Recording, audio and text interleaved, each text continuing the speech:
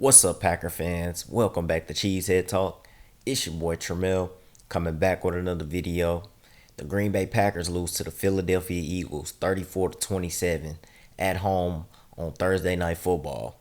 And I know I'm late making this video, but I was too pissed off to make this video right after the game.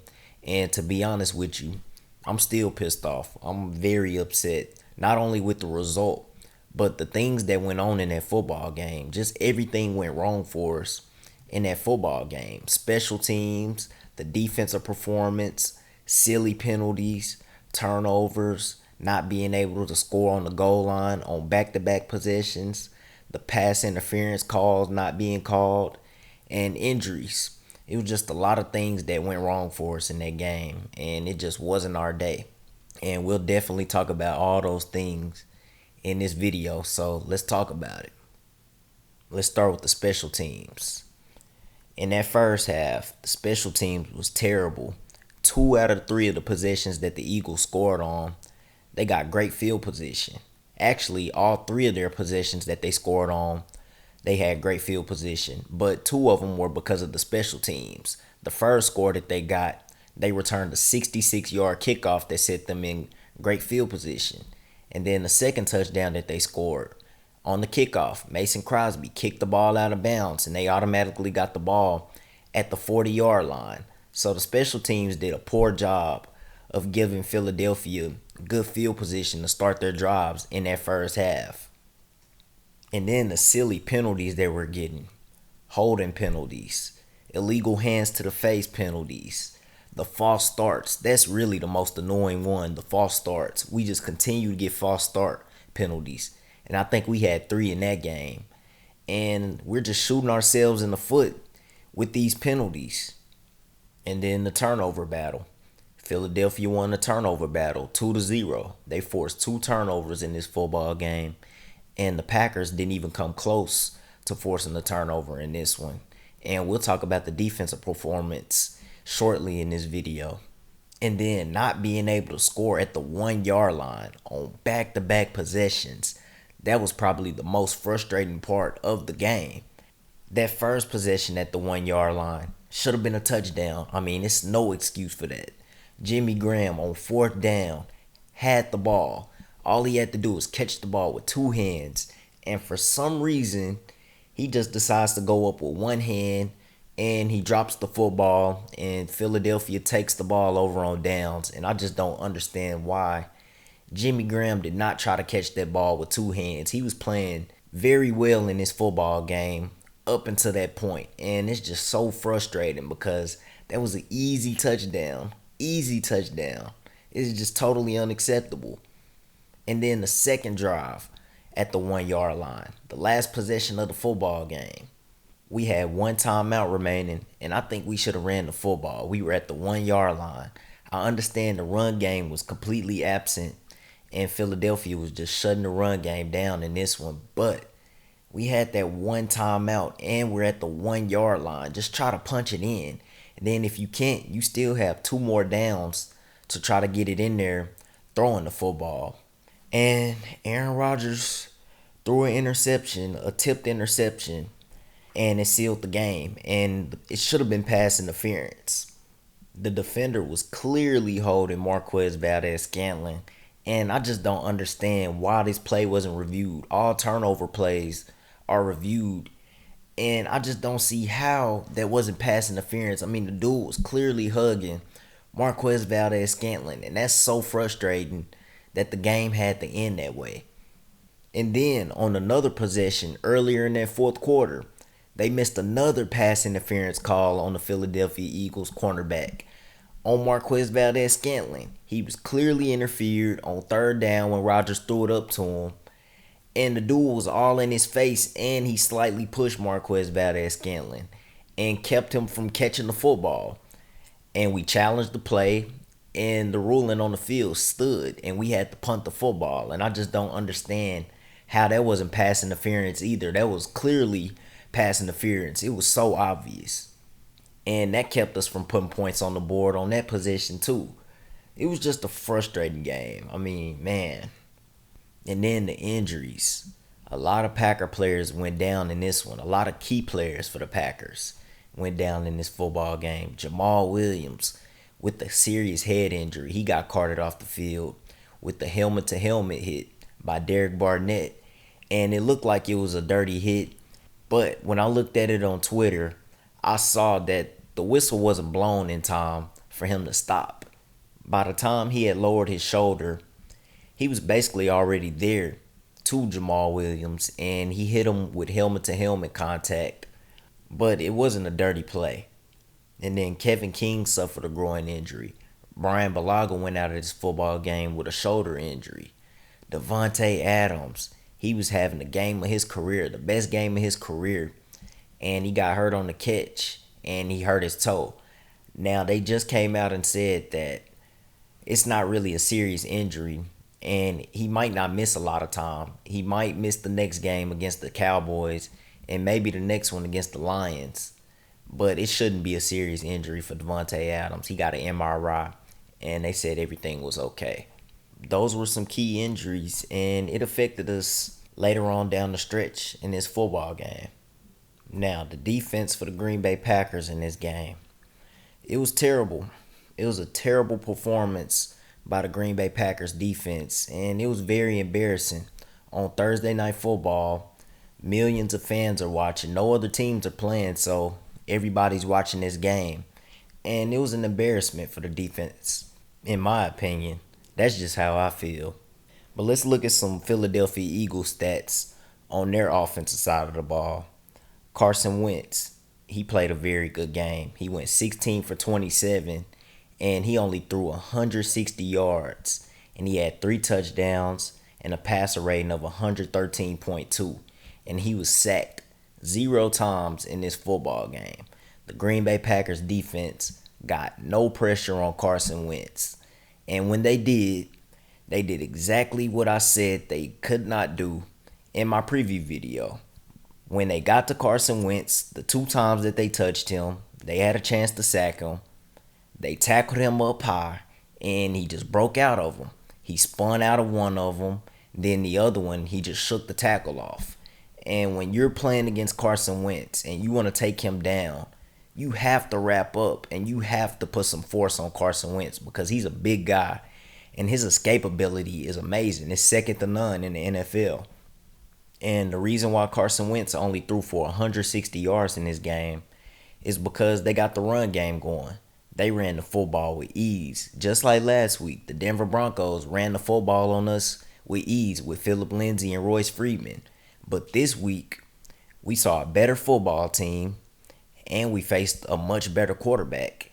And it came back to bite us this week. You look at the run game stats for the Eagles in this one. Jordan Howard, he had 15 carries for 87 yards and 2 rushing touchdowns. And Miles Sanders was the second string running back. He had 11 carries for 72 yards in this game. So when you're giving up over 150 rushing yards, you're just making it hard to win football games. And for the 3rd week in a row, teams have been able to run the football on us. Week 2, Minnesota with Dalvin Cook. He had over 150 yards by himself. Last week, as I mentioned, Royce Freeman and Philip Lindsay, they had over 140 yards. And then this week, Miles Sanders and Jordan Howard, they had over 150 rushing yards. So the Green Bay Packers have to fix this run defense. They have to fix it. Now, we did miss Montravius Adams the last 2 weeks, and that affected us a little bit in this game. But we still have a lot of work to do with this run defense. Offensive lines are just being way more physical than our defensive line is. And then next week, it doesn't get any easier. We're facing arguably the best running back in football in Ezekiel Elliott. And if we bring that same run defense next week, they're going to have a field day. And they're going to have more than 150 yards. They have a better O-line than the Eagles, in my opinion. Then they have a way better running back. Like I said, he's arguably the best running back in football. And they're going to hand that football off. This is a team who loves to run the football. So we have to fix that run defense. It's very important. Now, back to the stats for this Eagles offense. Let's look at the receiving stats. Zach Ertz was their number one receiver in this game, and he had 7 catches for 65 yards.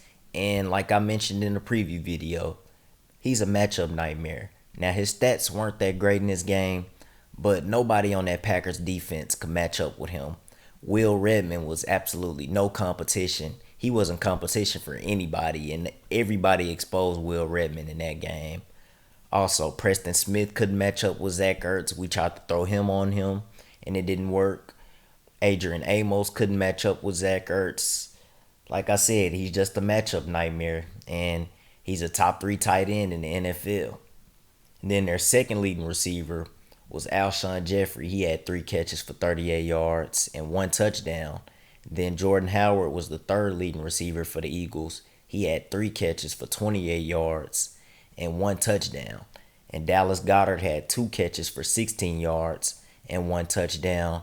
And Matt Collins had 1 catch for 13 yards. And all of these receiving yards that the Philadelphia Eagles had in this game were short yardage plays. A lot of dinking and dunking because they were getting the ball in second down and short, 2nd and 1, 2nd and 2, 2nd and 3, all because we couldn't stop the run. And it just made it an easy football game for Carson Wentz. And all he had to do was just pick this Green Bay Packers defense apart with the short passes. Now, for the Green Bay Packers defenders in this game, in my opinion, it was only one player on that Green Bay Packers defense that played good, and that was Preston Smith. He was the only one that was getting near Carson Wentz in this game. The pass rush was just absent.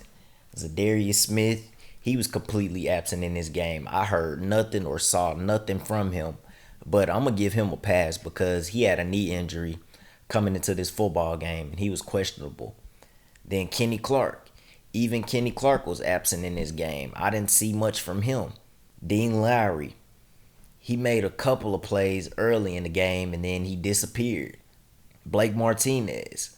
Blake Martinez made a couple of plays and then it was a couple of plays where he was just out of position. Blake Martinez gave up some plays in this game. He didn't have a good game.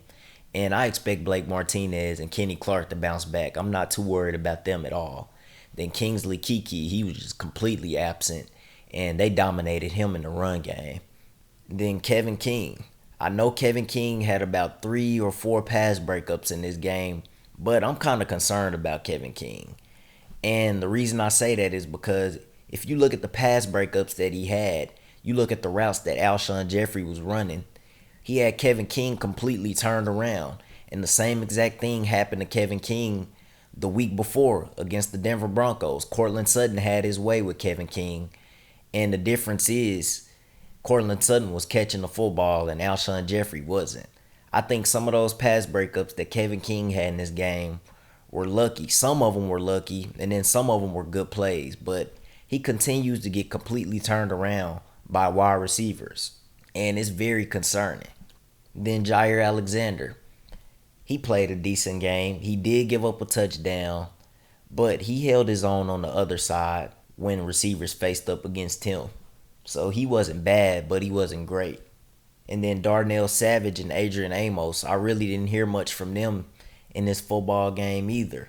Darnell Savage did have a touchdown saving run where Miles Sanders had so much space to run in, and Darnell Savage tackled him by the legs and saved a big run that could have possibly been a touchdown. And Adrian Amos, he made a couple of plays early in the game, but this defense was quiet. We just didn't make plays. We didn't force any turnovers.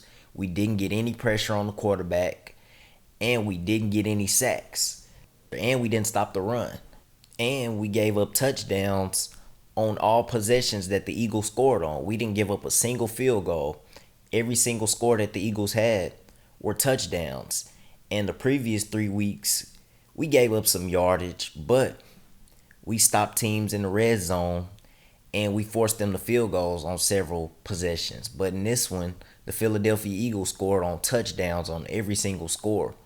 And you're just asking to get beat when you don't stop the run, when you don't get pressure on the quarterback, when you don't get sacks, when you don't force turnovers, and you're giving up touchdowns on almost every single possession. You're not going to win that football game. 9.9 times out of 10. So my grade for this Green Bay Packers defense in this game against the Philadelphia Eagles is a D. I give them a D in this game. It was a terrible performance. And the only reason I didn't give them a F is because they did force a 3-and-out in that fourth quarter when we needed one. Now, this Green Bay Packers offense, it's not a complete product yet, but they keep improving every single week. And we continue to get off to fast starts. We keep scoring on our first possession of the game. The last 3 games, we scored on the first possession of the game. And after that, that's when things start to slow down. But in this game, we continued to move the ball down the field. And we just weren't getting touchdowns, though. We kept kicking field goals. And that hurt us in this game. And then also the turnovers. The turnovers hurt us as well. The strip sack by Derek Barnett gave the Philadelphia Eagles the ball in excellent field position. It gave them the ball inside our own 20, and they ended up scoring on that possession. And then, of course, the interception that was thrown at the end of the game that should have been a pass interference. But let's look at some stats for this Green Bay Packers offense in this game. Aaron Rodgers. Aaron Rodgers had a pretty good game in this one. He went 34 for 53. 422 yards, 2 touchdowns, 1 interception, and a 93.4 passer rating. And he was sacked once, which was that forced fumble that was forced by Derek Barnett. And then you look at this Packers run game. This run game was terrible in this football game. Once again, the last 2 weeks, the run game has been absent from Aaron Jones. Last week, he had 10 carries for 19 yards against Denver. This week against the Eagles, he had 13 carries for 21 yards. And he did have a touchdown, but the run game just isn't there for Aaron Jones. It's a lot of negative runs when he's running the football. And it's like our offensive line is not a good run blocking offensive line. I don't know if it's our schedule that we played, the defenses that we faced, or is it our offensive line? Now, Jamal Williams did play a factor in that with his injury. He was supposed to get a lot of those carries as well. He's a different type of running back. He's the hard-nosed, physical bruise runner for this Green Bay Packers offense. And I think if he was able to stay healthy in this football game, Aaron Jones would have had a more productive day in this game. But the schedule does get easier when it comes to the run defenses that we're going to face later on in this schedule. But back to this Green Bay Packers run game. In this game, Aaron Rodgers was the number 1 rusher for the Packers. He looked very good running the football. He even had a juke move on one play. He had 5 carries for 46 yards. And then you take a look at this receiving game for the Packers. Man, hats off to Davante Adams. He was the offensive MVP. He was the Packers MVP of this game. He was the MVP of the game. I don't even care if Philly won the game. Davante Adams won MVP in this football game. I said it in my preview video before the game. This Philadelphia Eagles defense gives up big plays in big games to big name receivers. And I told you, Davante Adams is one of those big name receivers. And what did he do? He had his career high. 10 catches for a career high 180 yards. And if he didn't get hurt, he's probably going to have a 200-yard game in this one. And I wish he didn't get injured. And that's going to be a big loss for the Packers if he does miss some time. But Davante Adams, hats off to him. He had a monster game in this one, and he was just excellent. The second leading receiver for the Packers was Jimmy Graham. He had 6 catches for 61 yards, and he had a touchdown. And the third leading receiver for the Packers was Geronimo Allison with 3 catches for 52 yards and a touchdown. Aaron Jones had 6 catches for 37 yards. Mercedes Lewis had 2 catches for 19 yards. And Danny Vitale had 2 catches for 15 yards. And Robert Tonyan with 1 catch for 11 yards. And we had a pretty good day throwing the football. Aaron Rodgers with 422 passing yards. I said it in my preview video before the game. This Philadelphia Eagles team gives up 300 yards per game in the air. And I expected the Packers to be able to throw the football in this one. And they did a very good job of that. But once we got down to the end of the game in the fourth quarter, right after Devontae Adams' injury, it was like the receivers just couldn't get open anymore, especially when we got down to the 1 yard line. And I think if Devontae Adams doesn't get injured in this one, the Packers do score on one of those possessions. If not both of the possessions, we could have possibly won that football game if Devontae Adams never suffered that toe injury. But the Packers have to be able to punch that ball in at the 1 yard line. On two possessions, we didn't score at the 1 yard line, and that's just unacceptable. And we have to stop kicking field goals. We got to put more points on the board. We got to score touchdowns. But this offense is improving every single week. There is promise with this offense. It's going to take a little bit more time. We still got a couple of weeks until this offense is completely gelling together and hitting on all cylinders. But my grade performance for this Packers offense in this game, I'll give it a B minus. We did put up a few points on the board. We did score some touchdowns, and we moved the ball down the field. But on some of those possessions, we kicked field goals. In those last two possessions of the fourth quarter, we could not punch the ball in the end zone at the 1 yard line. That's why I give this performance on the offense a B minus. But that's my recap for the Green Bay Packers versus the Philadelphia Eagles on Thursday Night Football. The Packers suffer a tough loss at home, 34-27. It's not time to hit the panic button yet. Still a lot of football left to be played. But the Packers have some extra days of rest until their next matchup next Sunday against the Dallas Cowboys. I will be at that game, and I'm super excited. And I'm just hoping that Devontae Adams can be back. I know it's unlikely, but I really hope he can play. I hope Jamal Williams will be back. Kevin King, Brian Balaga, Montrevious Adams. I hope we get those guys rested, and hopefully they'll be back for this next football game against the Dallas Cowboys, because we're going to need everybody in this football game. A very important game coming up. But let me know what you guys think in the comments section. Let me know your thoughts on the game. Also, leave a like, subscribe to the channel, share the video, and follow the social media on Instagram and on Twitter at Cheesehead_talk. Again, that's Cheesehead_talk. Go Pack Go.